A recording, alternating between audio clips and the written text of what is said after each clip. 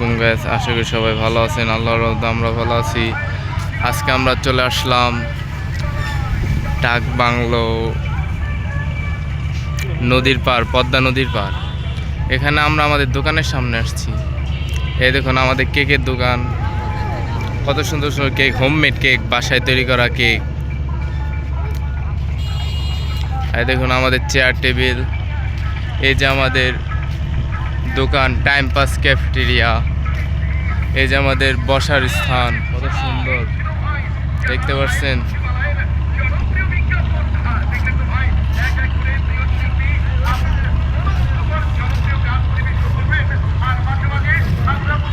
এই সাইডে আছে খিচুড়ির দোকান।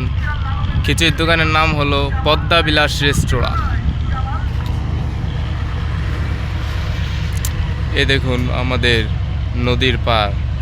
এই নদীর পাড়ে আমরা আমাদের দোকান স্থাপন করেছি।